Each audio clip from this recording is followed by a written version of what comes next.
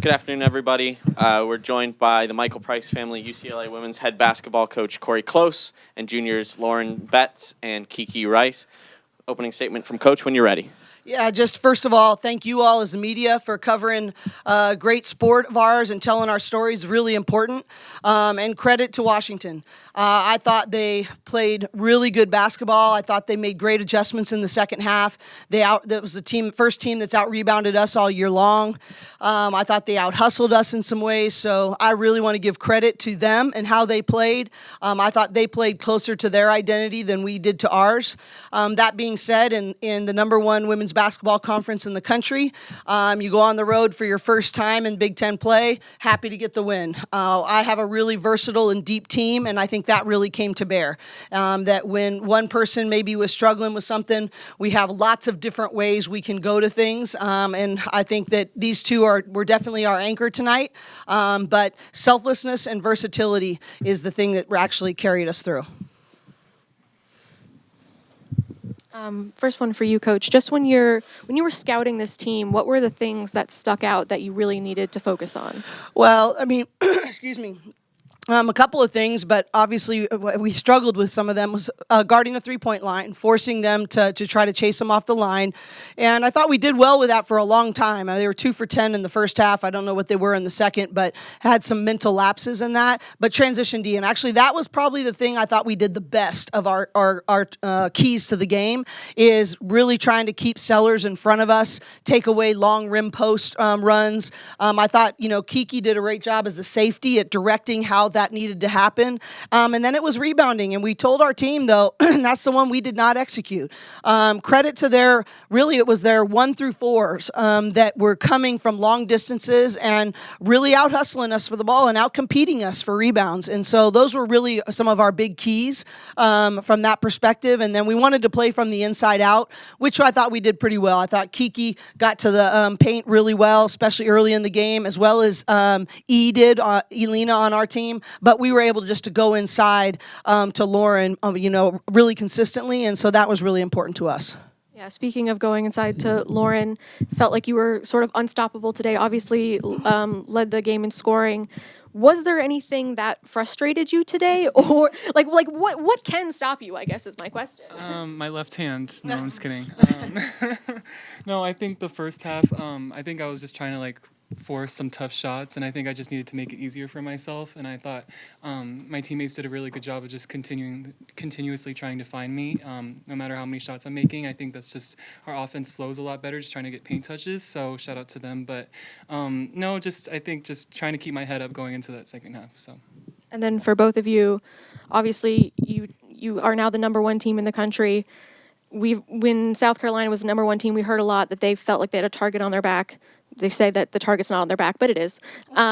Just wondering, do you feel any different? Do you feel an extra level of pressure, or are you just continuing to do what you've done the whole time? Yeah, I think we're just continuing to do what we do, practice how we practice, prepare how we prepare, and I think that's where we'll really grow the most in the consistency in our preparation. We don't need to change anything that we do because of the ranking that we have next to our name. We just have to stay consistent in what we do. I think the reality of having a target on your back, it's a fact.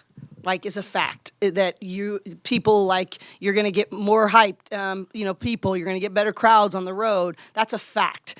The feeling of feeling any different, that's no different. The feeling is that's just a number. That's a number. We went up 5 numbers, and that's people's opinions. Show me a number 1 ranked practice. Show me a number 1 ranked rep. Show me how you prepare and your quest to get better week by week. Show me your selflessness and how you make a play for another teammate. That's what I want to see us be number 1 at. But the fact is that if you're a top team in the country, people are going to get up for you, and that's where you have to rely on your habits. And good, that's what you want. We always say pressure is a privilege, and you're built for it. You don't get up for it. Your emotions, we don't want to coach feelings. We don't want to coach emotions. We want to use them to our benefit to have energy and to have great habits, period. Cori, you had talked about playing to your identity, and I was wondering what does that look like to you, and were there stretches in there that you saw in that game that you saw that more or less going on today? Well, I definitely didn't see it in the third quarter, I'll tell you that. But our identity offensively is to play through the paint. We have great shooters, but it needs to happen after we've played through the paint or after they've taken away the paint. That's off the bounce, that's off the post up, that's on multiple people, and then it's rebounding. It's rebounding on both sides of the ball, but it's defense for us is like no threes, no war zone, or that area right around the 8-foot area right around the basket. We call it the war zone. And some people say no layups, no threes. For us, it's like you got to win that battle, and that's what I didn't think we won. And I just think you have to win the toughness battle. We always say usually the tougher, more together team wins, and I thought we were together for the most part today, but I didn't think we were the tougher team the whole time today, and I think that came across as too many mental errors. I thought they were quicker to loose balls. I thought it was one of our lowest passion play games, and so that's where we've got to own that. And it wasn't a physical thing. I told them if it was a physical thing, you wouldn't have held them scoreless of a field goal in the last 4 minutes of the game. It was a mental thing. We weren't consistently, absolutely locked into what we needed to do together, and that's what we have to be able to do is show that kind of toughness. Then you get your first Big Ten conference game, and it's in Seattle against UW. Does that make it weirder? Does that make it feel more normal, or how's that? It definitely makes it feel more normal for sure. I have so much respect for Tina Langley and the way she's building her program here, the way their kids compete. She's one of my most respected and closest friends in the business, and she's going to get this team to a really high level. And so I think I think it always means something when you have respect for your opponent, right? And and bottom line is you better go get every win, especially road wins in the Big Ten. I think there's 9 ranked, Big Ten women's basketball teams this week. And I mean, crazy how good our conference is. And so it's a balance for me as a coach, right? It needs to mean something because we beat a good team on the road. And on the same time, we always have to hold ourselves to the best version of ourselves and to those standards. And I didn't think we did that to the best of our ability tonight. So that's my job to help get us back to that. Coach, a lot of the 3 quarters outside of the second were really tight in this one. What did you see in that second quarter that maybe helped your group separate from Washington? Well, we got kills, we got stops. Every time we got a defensive stop, we were able to get out and run. Both teams want to get out and run in transition and attack in transition, and that was really evident. When we got stops, we got to play that way. And the shots are just so much easier, right? And so that was really the separating point, is we got stops on a more consistent. That was our highest kill quarter, which is 3 stops in a row, right? And we started the third quarter that way. We started really well, but then we had mental lapses. We started with 2 straight kills, so we got 6 straight stops, and forced them to call a timeout. But we didn't sustain it, and that's what was the difference. But it really comes down to defense for us and rebounding the ball. And then I'd love to hear from you and Kiki on this. What have you just seen from Lauren's impact on and off the court since she's joined your program? Obviously, big game tonight. You guys, dominate the paint, but just love to hear from the player perspective and the coach perspective of what she brings to you guys. Yeah, I mean, I think first on the court, her impact is undeniable. I mean, best forward in the country, and I think everyone, you can see obviously the offensive impact she has. She's unstoppable in the paint, but I also think on defense, that's where she really anchors our team down. Whether it's drives coming in, guards don't want to drive in on there, posts really struggle against her, and I think also in her ball screen defense, it helps us out a lot because Lauren gets out on the perimeter and guards really well. So for us guards, it makes it a lot easier.